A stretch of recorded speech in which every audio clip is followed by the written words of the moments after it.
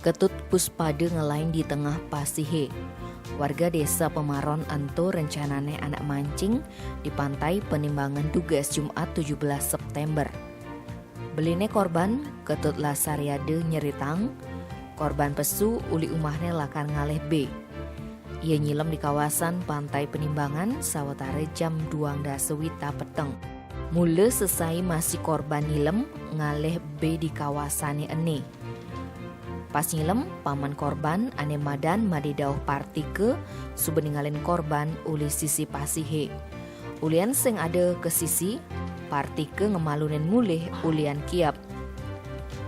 Buin manene Sabtu 18 September sawetara jam 4:13 menit ngelemahang, partike mekesiap ningalin montorne korban enu meparkir di tongo si ento. Posisinya patuh cara ibi. Partike paling ia ngideh tulung ajak kelompok nelayan ngecek kondisi korban. Lasariade ngorang korban biasanya nyilem nganti dalam 13 meter.